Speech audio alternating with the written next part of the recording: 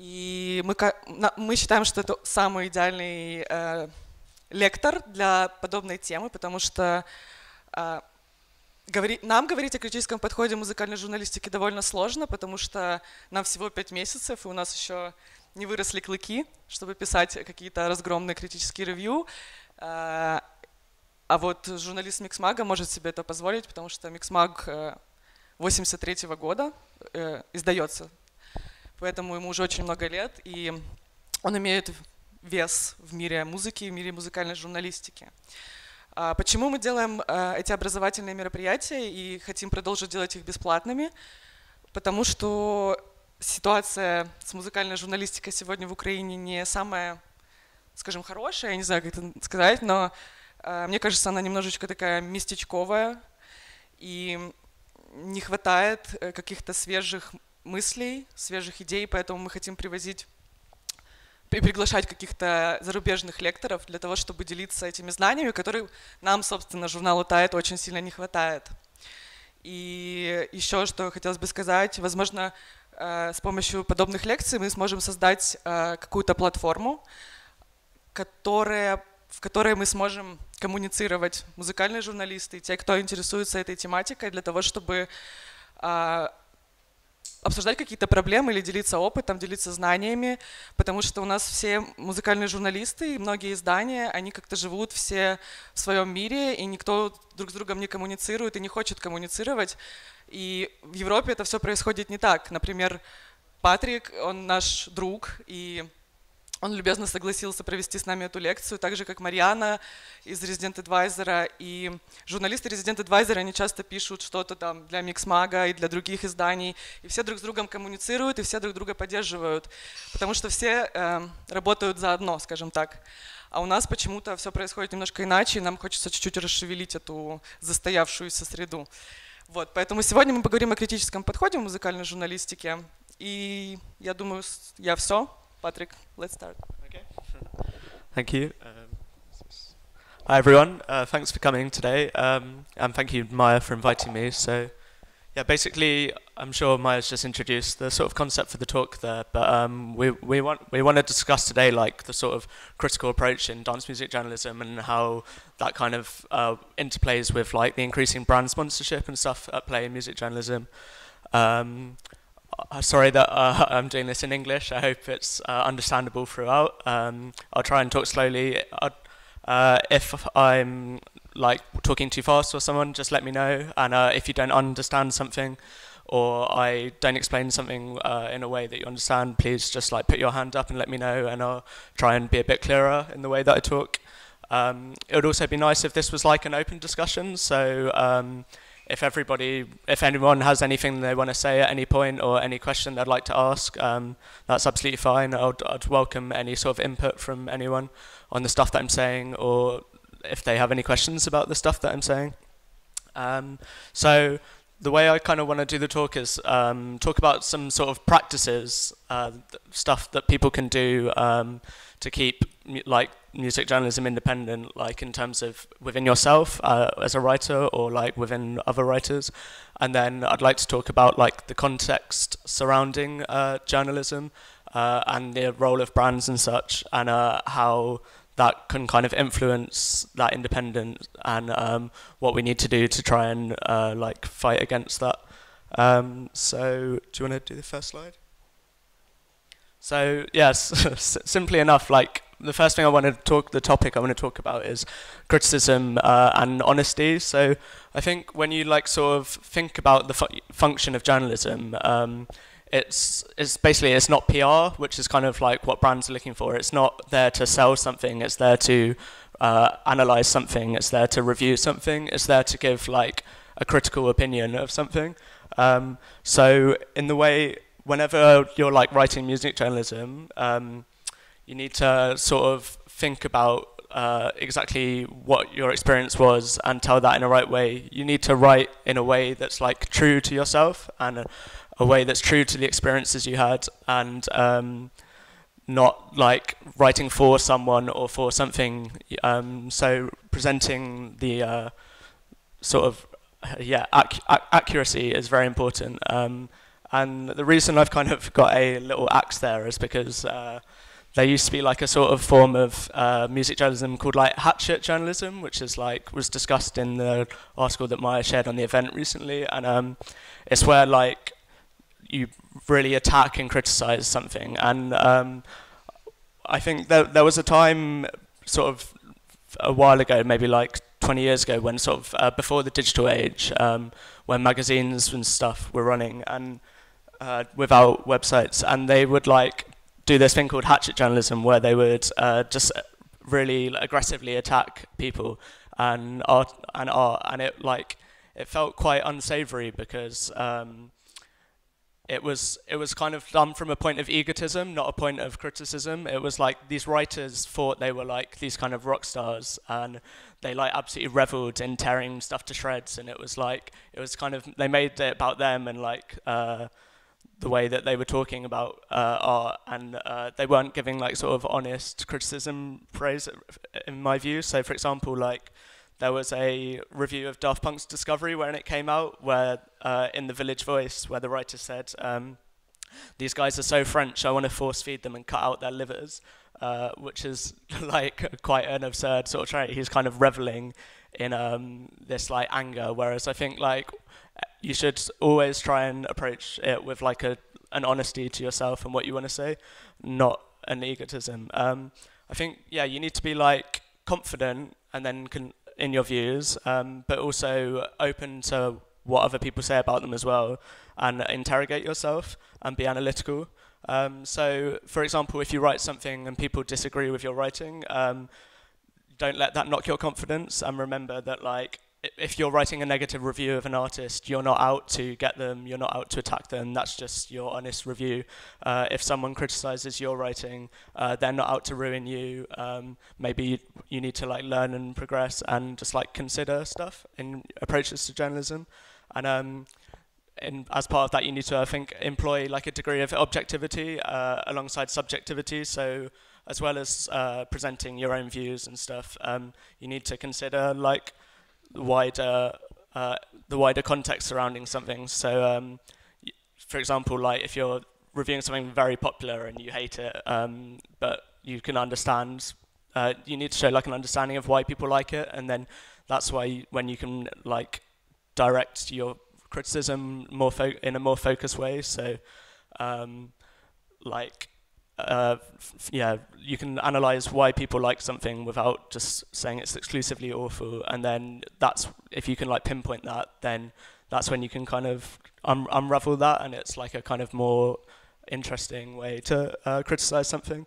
And also in terms of like people criticizing you, it's okay to be wrong about stuff, and it can like starting a conversation on things can be important. So say I publish an article that is like vastly disagreed with, but that leads to a conversation about what I wrote, then that can be a good thing. So just everything needs to be sort of like analysed and interrogated constantly to sort of keep journalism independent. So a way that we can do that is yeah, if you want to. It's very simple, and it's kind of like journalism 101, obviously, but the most important practice is take notes, and it sounds obvious, but it's just like sort of feelings are so like transient and raw and like instant at an event that you need to like be able to capture that instantly. So if you're reviewing something, make sure you're constantly like writing down what you feel, what experiences you're having, stuff you're seeing, because like a few days later when you come to write up a review, that's going to be gone, kind of. You're not going to have that same feeling.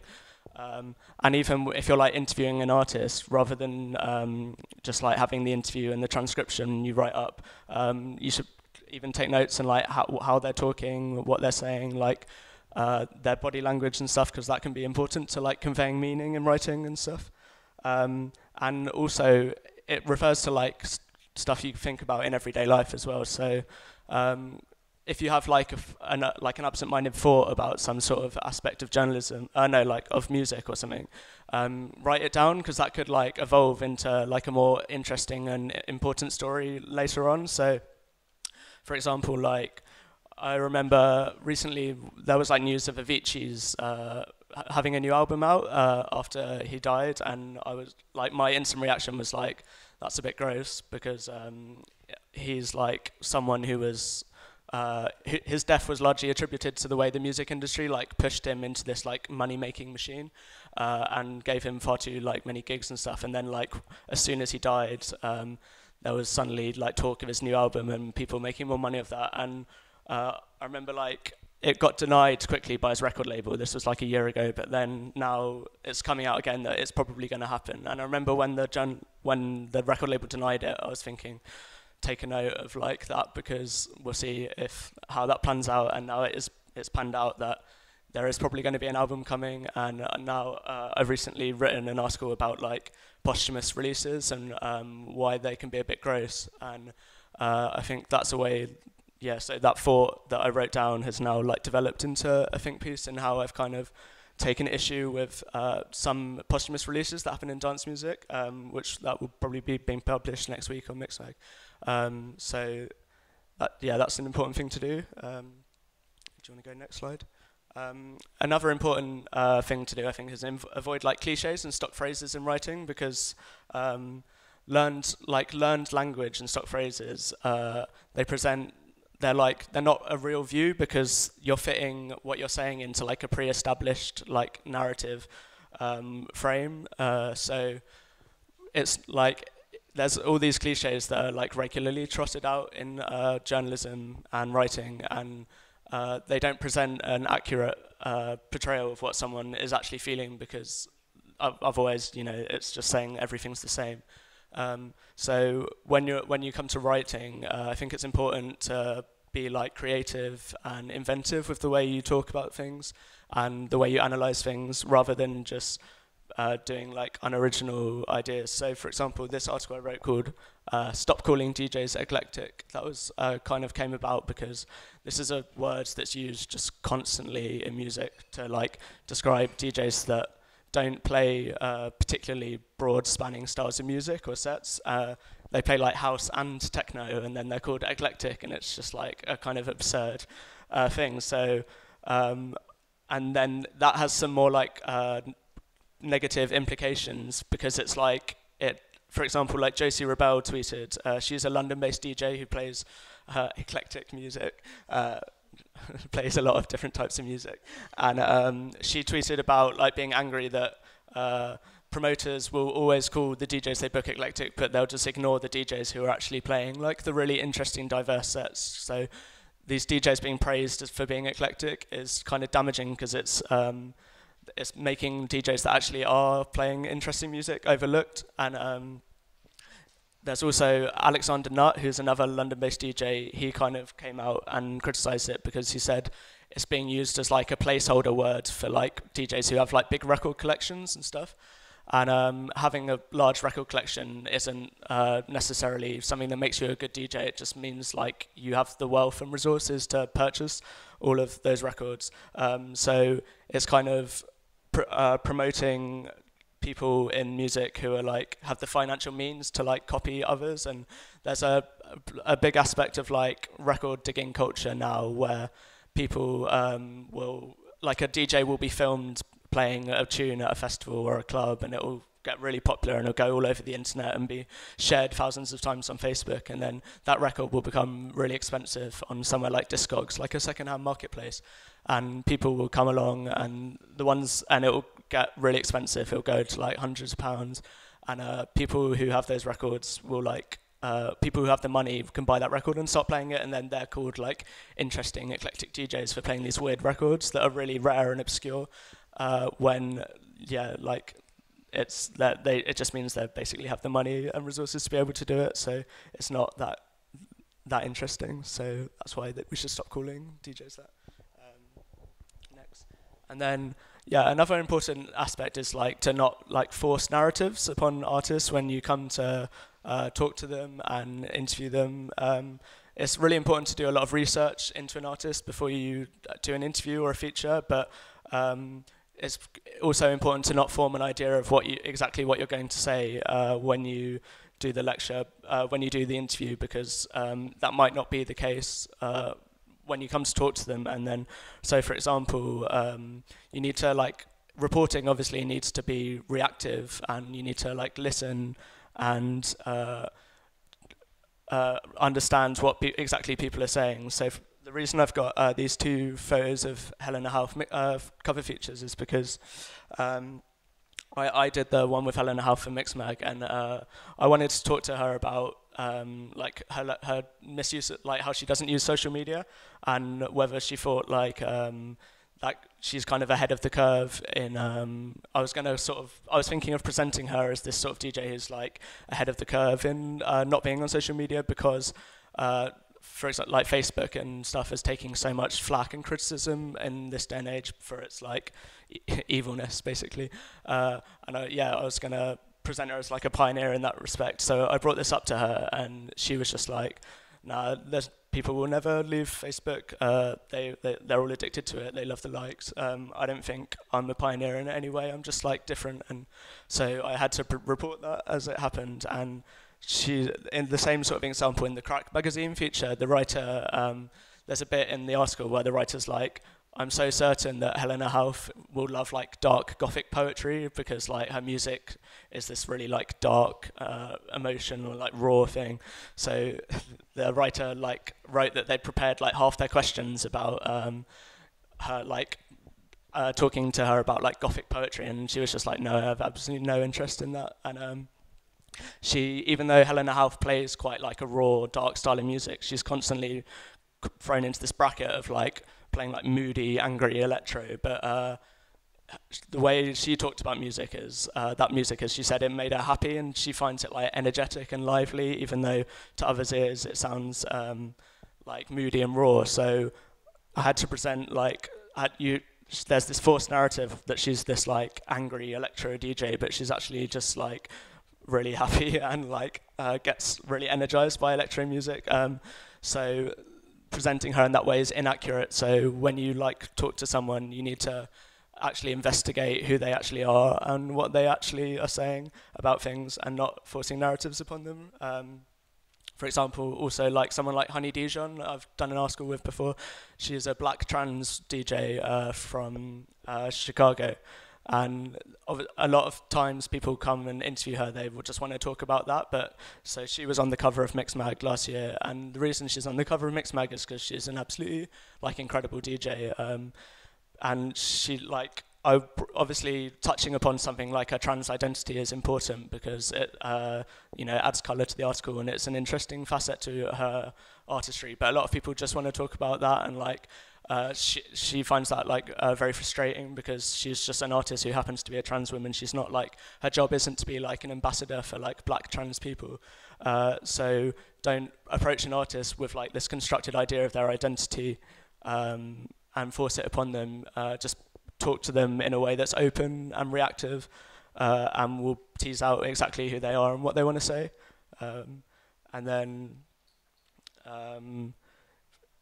yeah, also like this also outside of music and the way people interact in the industry, this is also important to like not force people into like saying things that they haven't said. For example, like there's a DJ called Jackmaster who recently sexually harassed two women at a festival in Bristol in England, and a lot of the like reaction to it was like from people was like attacking women DJs for not speaking out on it. So for example, like the Black Madonna didn't say anything, so people were suddenly attacking her for like not talking about this issue when she's quite vocal about issues often.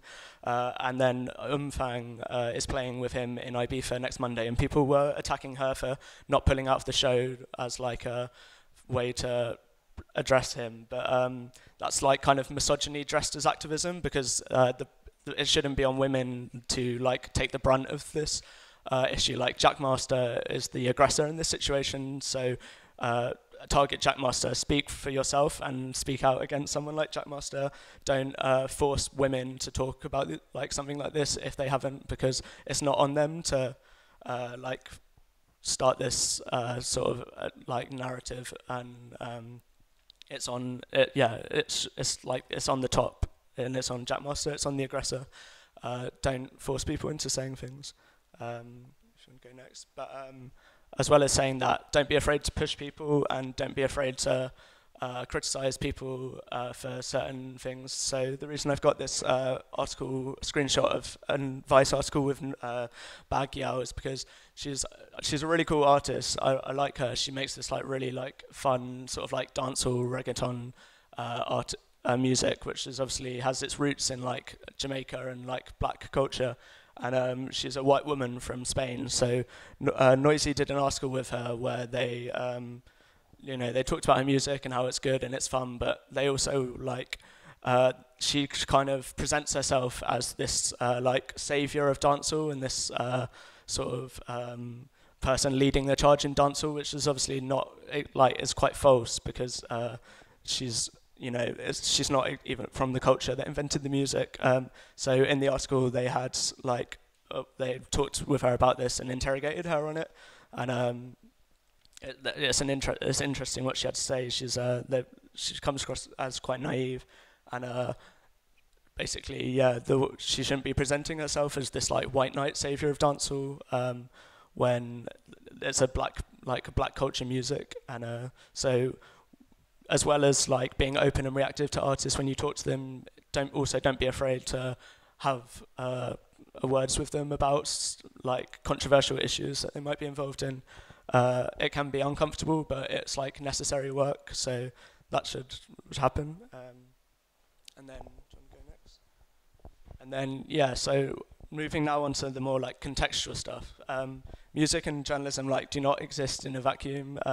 So the way that brands and like money and capitalism infiltrate every single corner of our life that also is inclusive in dance music. So people like to paint dance music as this like sort of wonderful, amazing, free place that's like away from the establishment, and it can be definitely, and but it isn't always. And I don't think it's helpful to present dance music as this utopian place because it's not. And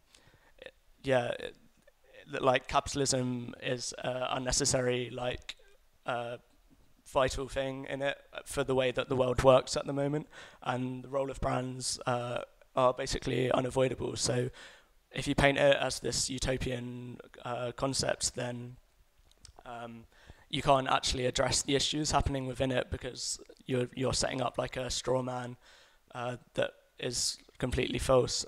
So we need to understand like why brands are in music, and that we need to understand their roles in music in terms of like analyzing their role. You can only like fight problems by accepting them, and so for example, like this lecture today, like we know there are problems with the industry, but at least we know that, and at least we're able to address them. So for example, like ways we can talk about that is talking about like the ways capitalism affects dance music. So recently in London, the mayor of Hackney, which is a borough in London where there's like a lot of clubs and nightlife, passed some new licensing laws which will limit the opening hours of any new venue that opens to 11 p.m. at weekdays and midnight at weeknights. So with those licensing policies in place, it's completely impossible to run any sort of like nightclub because they'll just, it's not financially viable to run somewhere like that shuts so early because they're used to running to like 4 a.m., 5 a.m., 6 a.m. and making a lot of money from the bar in that time.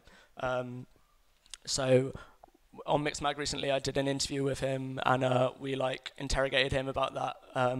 So you need to consider like, as well as dance music and itself, you need to think about like the factors outside of dance music that have an influence on it to be able to combat it.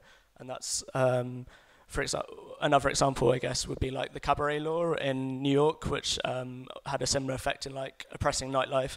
And there was a lot of activists who helped change that, and people like Disc Women and stuff were very vocal against it. And they eventually were able to get the law repealed, and that law was basically made it really hard for clubs to open and run, and that was able to be repealed, which was cool. And then, so capitalism in the way that the world works at the moment is inevitable in dance music because it's inevitable everywhere. So if you want to change it, you need to think about, like the things outside of dance music in itself that can influence that.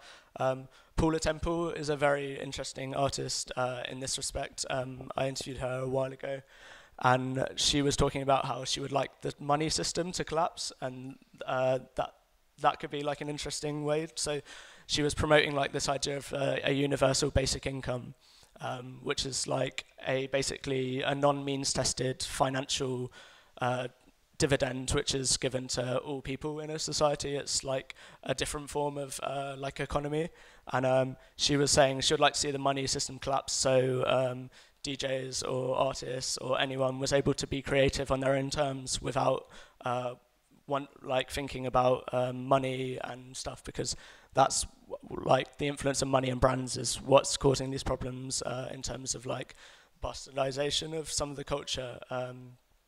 So if you like, you can explore sort of new ideas like that and try and like maybe support them if you agree with them, and that can be a way that the like music can stay independent from sort of brand money.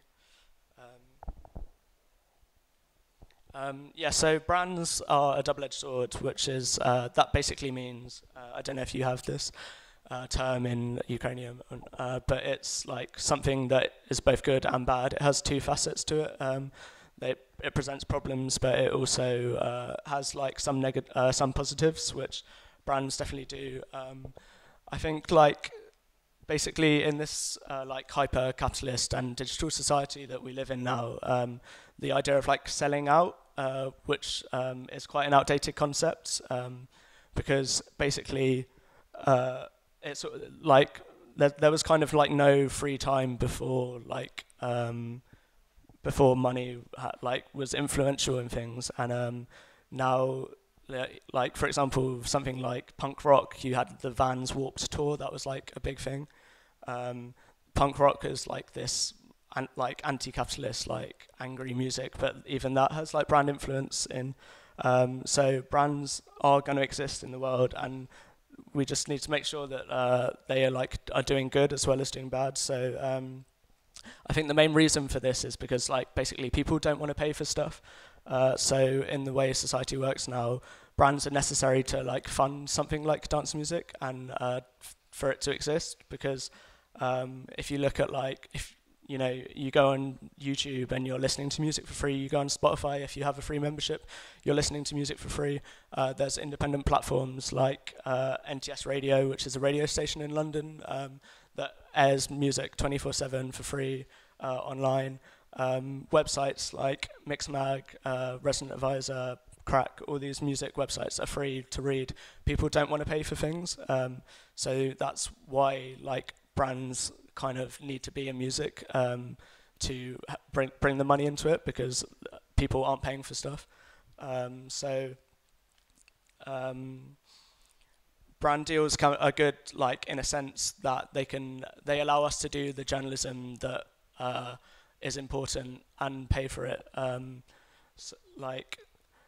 So the money from a brand say a Mixmag does a partnership with a brand to support them, that can then fund like a whole like raft of articles that are addressing more important issues than the brand, and then brands also can help put on like a lot of cool stuff. So for example, like this is Honey Dijon playing the Lab in Chicago, which or no, I think it was in Miami.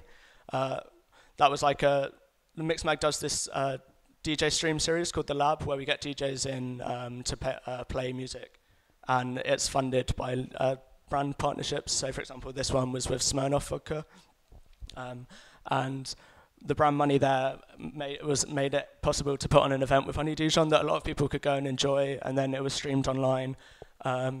And a lot of people have watched it and enjoyed the music. So the brand money was necessary for something like that.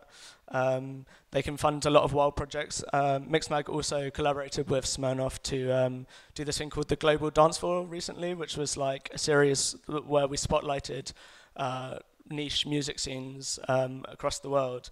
So, for example, and made like short documentaries. So we did one on like Kenyan hip hop. We did one on like women techno artists in Thailand, and we did one on the electronic music uniting like the incredibly diverse and broad country of India. And the only reason we were able to go out to these places like Kenya, India, and Thailand and talk to these artists and give them the platform and the promotion that they deserve was because it was a partnership with Smirnoff. So brands are kind of a necessary evil at times in the way that society functions. So that's why they're there. And also, like, the sense of being like cool and underground is what like a lot of brands are looking for. So sometimes they're not out to like change dance music, they're just there to be associated with it. So you don't need to be completely wary of brands. But for example, like they want this like idea of cool to be attached to them, so they don't want to turn dance music into something that it isn't. They want they want dance music's coolness attributed to them. So it's kind of like how like influencer culture is becoming more niche, like Instagram influencers and stuff now. Brands no longer want to work with like these huge people with like billions of followers, like Kim Kardashian. They're starting to target like smaller people with smaller followings because people are becoming more trustworthy of like people they're intimately connected with, rather than like these sort of huge voices that they don't trust.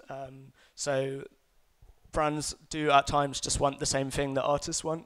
And then they just want artists to do their thing, and they just want to feed off that association. So it's not an entirely terrible thing, but saying that it's really, really important to be wary of brands and constantly interrogate what they're doing and constantly be analytical of what they're doing, because they're obviously not perfect, and there are going to be examples where they have a negative impact. So, for example, L'Oreal recently, there was a controversy recently. They had hired this trans black model called Mumro Bergdorf, and she had these quite extreme opinions on something, and she started post on race, and she started posting on social media about her like really overt like opinions on race, and L'Oreal like instantly like sacked her. So brands don't fully like understand what they're getting into. So we need to be wary and watch them, and that's a way we can like keep independence. For example, like Red Bull as well. That's a brand that has like a huge influence in dance music. They run this Red Bull Music Academy every year. I think they have done since the 90s, where they get like 40, I think around 40 fledgling artists to come to a different city every month for a month every year, and they like they give them lectures with like world-class DJs. So they have the likes of like Moody Man and Ben UFO lecturing them. They have workshops where they work together. They get to use like really expensive recording equipment and stuff. So that's obviously like a really good thing for them. But then also the Red Bull CEO did an interview last year where he was like sharing some pretty like bad opinions on things like refugees and Donald Trump, and he was talking about wanting to set up like a right-wing sort of alt-right news website, kind of like Breitbart, the Steve platform that Steve Bannon used to run, and that's obviously sounds very sort of worrying and concerning. So we need to be constantly watching, even when they sort of brands can appear really altruistic and really helpful. We need to be constantly watching them and watching what they're doing, and if they do start doing stuff that looks like it's bad, then it needs to be interrogated and challenged. Radar Radio is another kind of example for this. This was a London-based radio station set up by the son of a guy called Mike Ashley, who's an English businessman who owns a company called Sports Direct and also owns Newcastle United Football Club. His son used his dad's wealth to set up this station called Radar Radio, and at first it seemed like a really like amazing, positive thing. It basically gave a lot of like young artists the opportunity to use really expensive equipment. It became even like a bit of a youth club for young people to go and hang out at. They were all able to practice on CDJs. They were able to access all this equipment it was broadcast live, so they were able to promote their music, promote their sets. It was hosting talk shows with people discussing issues like violence in London and stuff, and it seemed like a really positive thing, even though the money, even though people knew the money was coming from this business. And then basically one of the women who worked there was sexually harassed by a DJ, and she brought this up to her manager, and what in the end, like, the way that they dealt with it was getting the lawyers from the big Sports Direct company that Mike Ashley runs in to like come in and be like really like treat her really aggressively, and made her sign all these like non-disclosure agreements not to talk about the sexual harassment she experienced at Radar Radio, and dealt with it in a really bad like negative way that was emblematic of the big business money. And so now that caused like a huge controversy, and now the station is shut down because the woman wrote an article detailing all the like terrible treatment she got from Radar Radio. And so even on the surface of it, it looks like an amazing platform that was doing a lot of good.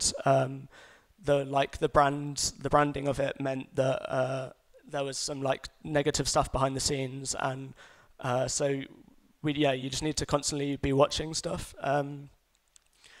and watching how brands influence stuff, and even if it looks like they're doing good, they might not be, so you need to challenge them, and that can help keep dance music and like journalism independent and positive place, because Radar Radio is now shut down because of the way it treated that woman. I think like something like gentrification, I think, is like an interesting sort of parallel to dance music. So gentrification is a big issue in a city like London at the moment. It's when basically rough neighbourhoods that are cool and host a lot of like cool art activities, because they're like these cultural hubs for people with creative ideas, and they're able to live there because it's really cheap.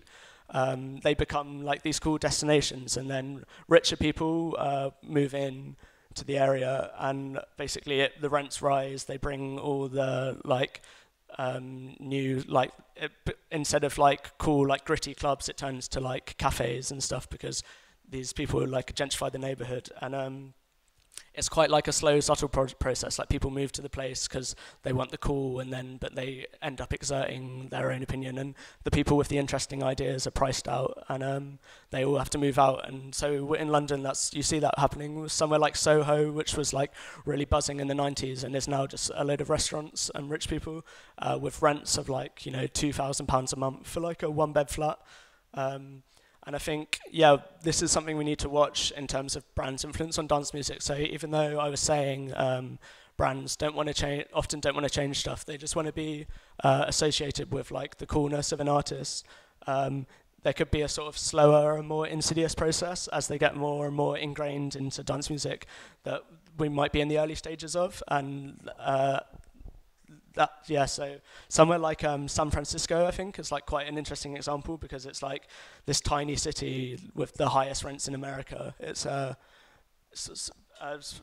lot of people flock to it for its energy, and then it's basically now this hub of like Silicon Valley workers who will work for like Facebook with loads of money. And there was a really horrible tragedy, I think earlier this year or last year, where there was this warehouse called the Ghost Ship, which was like an unlicensed venue in San Francisco. And the only reason this place existed as it was because it was impossible to like run a club in San Francisco with like a proper license and like a proper space, because it's so expensive to do absolutely anything there. So the Ghost Ship was this like rundown kind of warehouse, and there was a fire there, and I think around like 36 people died in it. And that's like, you can kind of see a parallel there with like gentrification and like brands influencing dance music. So because the gentrification influenced the dance music there and pushed the dance music out to this like more niche area. San Francisco obviously is famous for like a lot of cool stuff happening there, but the money coming into the area meant that got pushed out to somewhere dangerous, and then caused that tragedy. So even when brands look like they're doing something good, there could be like a slow process on the way where they're going to gradually get more and more ingrained, and we don't want to reach a point of no return where brands are controlling like all aspects of the culture. So yeah, it's just something we need to be wary of. Do you want to go on to the next one? Holding partners to account is another really important way to like keep dance music independent. So obviously I work for a magazine called Mixmag. I've been there for 3 years.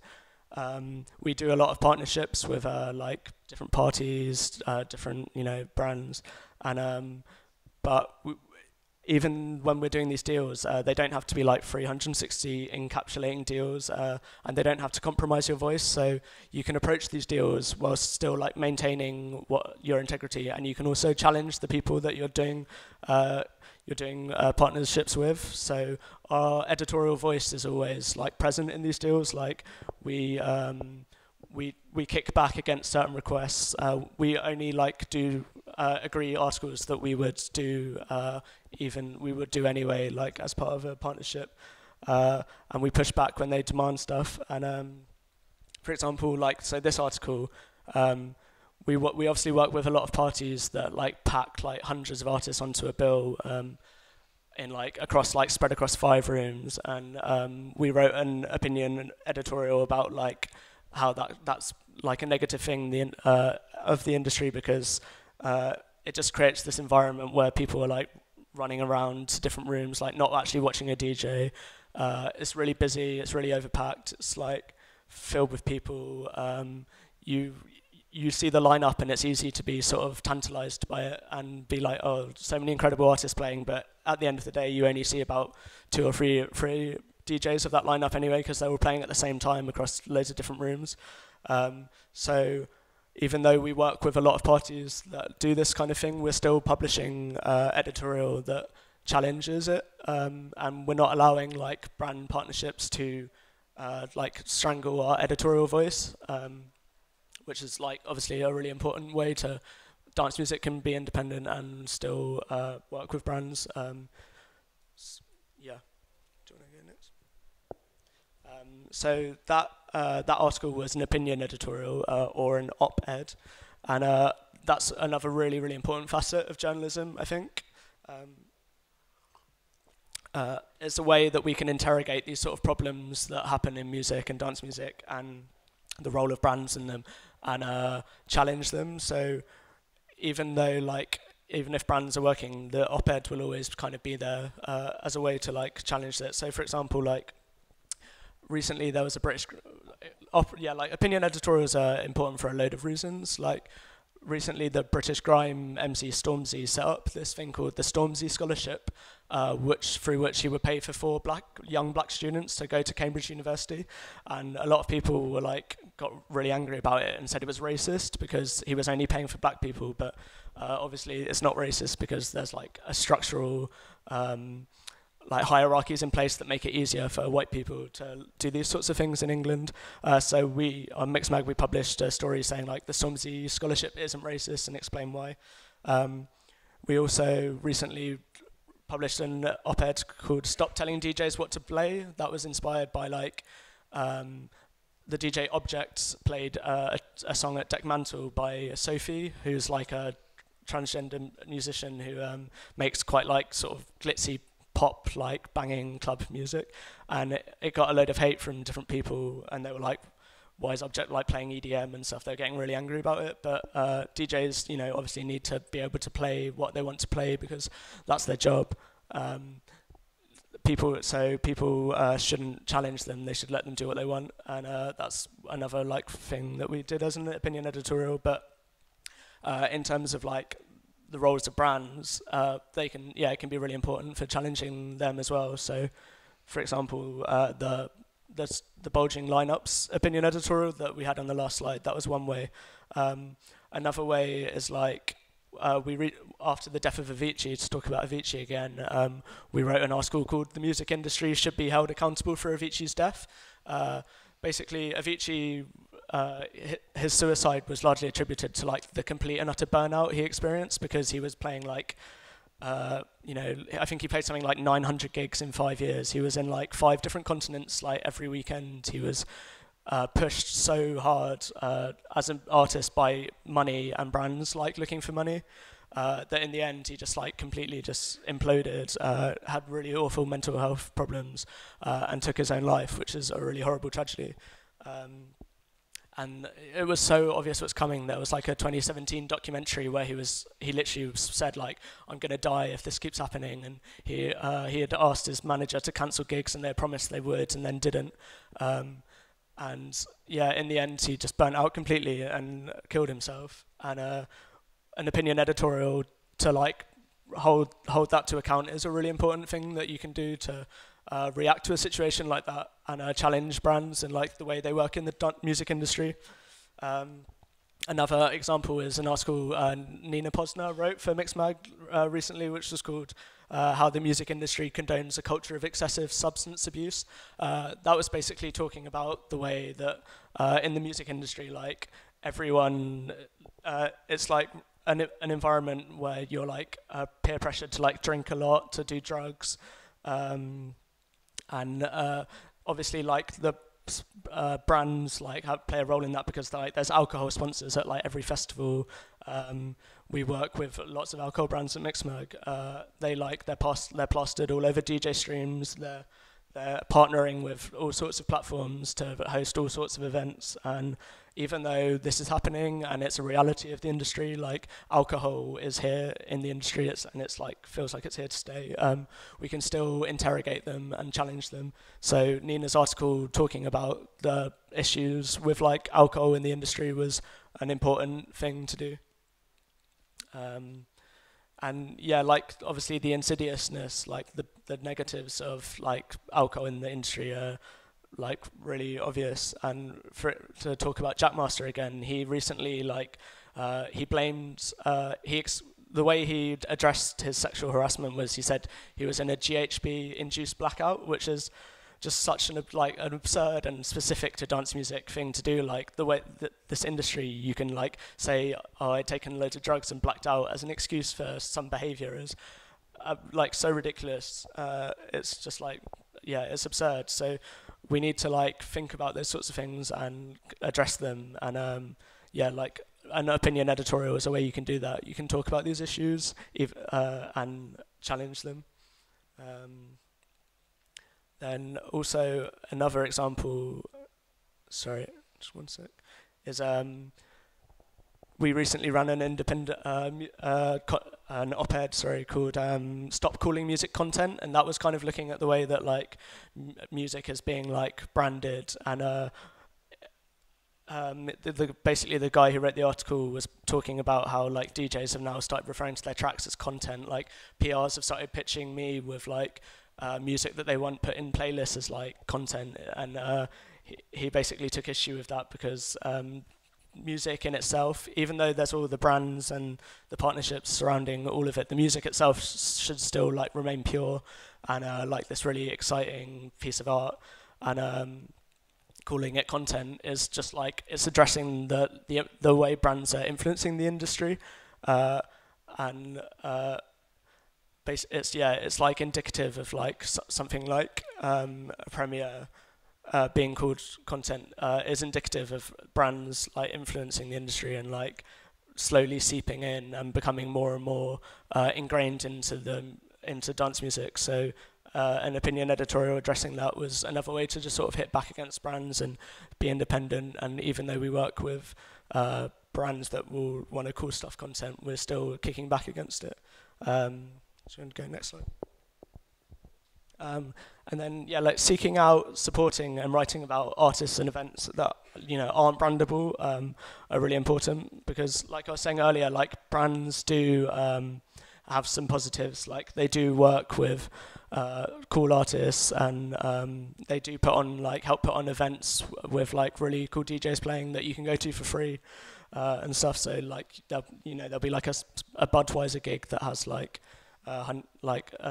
Honey Dijon playing out or something that people can go for free. That's a good thing, but that artist is getting paid for it and stuff, but there are lots of artists and events out there that like aren't brandable. So if we want to keep like the independence of dance music, we should be helping to promote like the people who are keeping it independent, because obviously like there's a place of privilege to being able to work with a brand. So even like when marginalized voices are being promoted, like black transgender people, for example,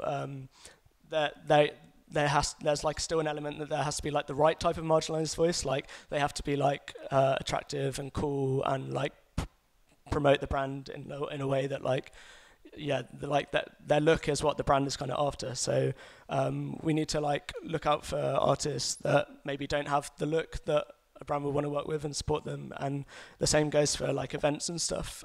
So like free parties are probably like one of the only facets of dance music now that still kind of feel like free from the constraints of capitalism. And the illegal rave scene is like a really huge thing in England at the moment because of like money, gentrification, making it really hard to run clubs. And like clubs getting forced out of their lets because they can't afford them because of money. So like we've covered quite a few like illegal parties in Mixmag that run for free and allow people to come for free. And these important parts, independent parts of the culture being spotlighted is an important way to keep like the independence of the culture. Someone like Paula Temple as well is like a really interesting artist with some really interesting ideas on independence. She runs this series called Decon Recon, which basically she gets 4 artists together and they all put like they all make a track, and then they put they basically like build up like a data bank of like sort of what's the word, like parts of a track, like different lines to a track, like a drum line, a thing line, a piano line, a synth line, and then they put them into this pool, and then they all make 4 different tracks from it, and then the release is released, and every single track is attributed to all 4 of the artists, and you don't know which artist made which track. And the idea of that is to like sort of break down like like identity and like hegemony, and like stop this idea of like basically like present music in a way that can't be attached to like identity, and like keep its independence by being a bit like outside of the norm and stuff, and that's like a really interesting thing. So she's like someone who's an interesting artist to support. And then like also just if you're able to, like paying for like music and events is like a way to be able to keep dance music independent, because like I said earlier, the reason these brands are so prominent in dance music is because people aren't paying for stuff. So like if you like, I don't know, we probably all have like illegally downloaded music and stuff, and we're probably all like gone begged for guest list to parties and stuff. But if you're able to pay for stuff, we should try and do that, because that's a way to keep the brand money out of music and keep the money coming from like a more like pure source in the scene. And then like building communities is quite a broad idea, but it's also another really important way to like keep the independence of the scene, because something like Facebook is one of the reasons where dance music is like journalism is really struggling, because like articles are being written with these like sort of clickbait headlines and stuff, because it's the only way that they get views, and news outlets are like starting to sort of fire their writers, and they're hiring videographers because Facebook promotes video over articles. It just wants basically to like be loads of videos, and that's stopping dance music journalism from existing, because the people who write it are being fired, and they're being replaced with people who make video. So by building communities, I mean like when you see someone doing something interesting or writing something interesting, you should like share it and like show it to other people. You should find people who are doing interesting stuff and reach out to them and try and work together with them to like keep doing what they're doing and keep like making positive moves in the dance music industry. So like for example, like independent platforms like Type Magazine or Truant's is another one, which is like an independent music website that has no adverts and makes no money. These are like quite important platforms to like read and support because they're completely free of branding and sponsorship. So if you like find a platform like that, you should reach out to it, support it, tell people about it. And then maybe then if you're like doing some journalism, those people will be open, those platforms will probably be open to you writing for them as well, and then hopefully people will share your interesting thoughts and important thoughts. And you need to kind of get out of the way something like Facebook like limits dance music and find new ways to like share the stuff that matters. So if Facebook isn't allowing like independent dance music journalism to survive, then find ways and find people who are doing it and find ways to support them. I think we need to be like actors, not observers. Like as much as we can talk about brands and like the platforms that work for them, I think consumers are obviously also complicit in it because they're the ones basically not watching the content and like accepting it. So as a consumer, you need to be like active in terms of making change if you want to see change. It goes back to like what I was saying about like digital apathy and people like not buying music and stuff. If you want to make change, you kind of have to go out and do it. You don't just accept like a Red Bull free gig. Maybe do something to challenge that if you want to. So yeah, like being an actor, not an observer, and not just like allowing stuff to happen, I think is really important if we want to keep dance music independent. Yeah. Does anyone have any questions about anything I've said? Or yeah. Thank you for coming here. Really appreciate it. Took lots of notes. Yeah, you talked a lot about the brands, about the independence, about lots of stuff that is very important in the countries where the brands like Mixmag and like Crack Magazine could sustain itself, but talking about Ukraine, like Tide Magazine and the guys like 20 Feet Radio, the local like not brands for now, but like really good initiatives that will they're making something independent here, and like we have a big problem with like money circle here. A lot of people, a lot of medias and a lot of brands here couldn't see nothing special in like local DJ gigs. They never know about a lot of things, and the people are really not really into it. They could see something popular on Facebook. They're not watching videos with like 200 like views of some cool music because like nobody see that, nobody share it. That's why we wouldn't support it and share it. That's why my question is how to convince people believe in something beautiful and started to listen, started to view in, and started to read in. How to like challenge them, as you said that. I think like what I was saying about like building communities is an important way to do that. So you find there's if there's loads of people doing interesting stuff here, then you should if they could all come together, they'll have a lot like more collective energy together to be able to promote what they're doing. And so if you join together with people with the same goals, that's a good way to sort of like try and boost that. Obviously, it's very difficult to like become popular and make people care about something if they don't. But you just have to try, and I guess like by working together with people, getting them to tell other people about it, finding people doing interesting stuff and supporting it, like sending it to everyone, writing to publications, tell them to write about it, pitch articles about like stuff to publications, send their music into like radio shows, send it to DJs, try and get it played. Just basically just tell as many people you can about this stuff that's happening, and you know, if you believe in it and it is amazing, then hopefully it will start like becoming more popular and stuff. I think that's basically the best way to try and do that. Is that okay?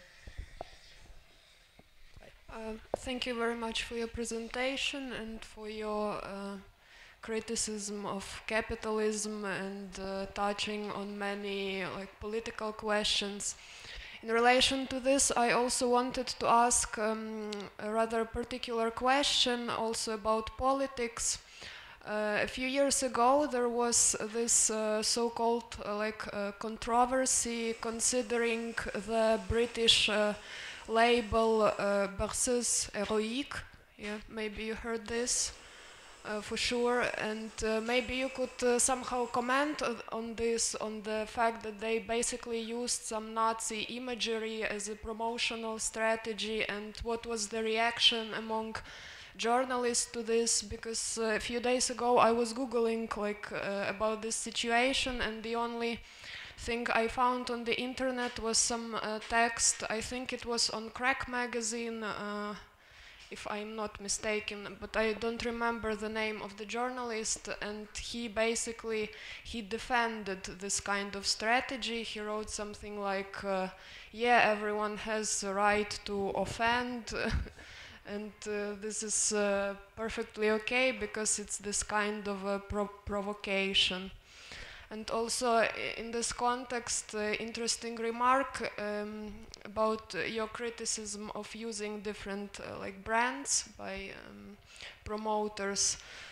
Interesting thing is that here in Ukraine, many parties are very often supported by Jägermeister, which is actually a brand also with a long Nazi history, and it's like a paradox for me, because in the same time, for example, in Berlin, the whole club scene was involved in protest against neo-Nazis, and yeah, I guess the way it's a matter of like agency and personal action, the way you address something like that. So for the Berceuse Héroïque thing, I find that label quite distasteful, and I would choose not to support it. I won't buy its records. I won't support Gizmo, the guy who runs it, because he was doing a lot of unsavory activities. He was posting like fascist imagery to promote the label and stuff. So I think the way to address that stuff it comes down to just personal action. You make the choice not to go. You make the choice not to support the label. You make the choice not to go to the party thrown by Jägermeister. That's basically all you can do. If you vote with your feet, you vote with your wallet. If you stop funding these sorts of things, then that's basically the way to challenge them. You can also protest. So you can reach out to people working with the label and ask for an explanation why they would, or you can reach out to the party working with Jägermeister and ask for an explanation. You can try and gather some people to protest against it. You can you just need to take affirmative action, I guess, to challenge these things. And there's ways you can do that, multiple ways you can do that.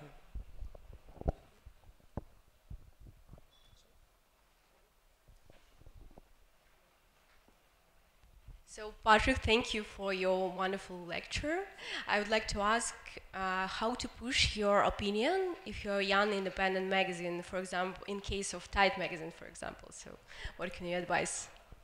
My advice would just be, I think I sort of touched upon it earlier, but just be very confident in your opinion, but be very aware of what you're saying as well, and aware of how people respond to it. So, like I said earlier, if you push a opinion that gets a lot of criticism, but starts a conversation, that can be a good thing.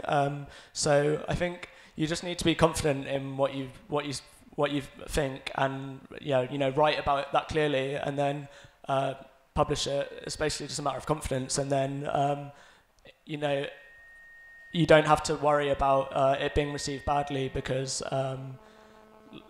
that could be a good thing in the end. And what's your and Mixmag's position about the marks that are made by artists? About what, sorry? About the marks, like edits made by the artists. Okay. We don't allow, Mixmag doesn't allow any approval for its articles. If we're interviewing a DJ, we go and interview them, and then we have the transcription and we make the article and publish it. The first time the DJ sees it is once it's been published.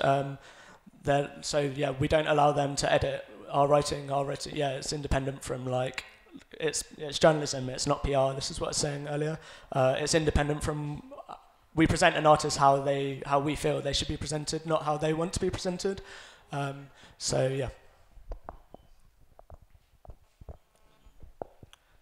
Anyone else? No? Okay. Thank you for listening. Really appreciate you all being here. I hope that was interesting for you. Thank you very much. Thank you. It was great.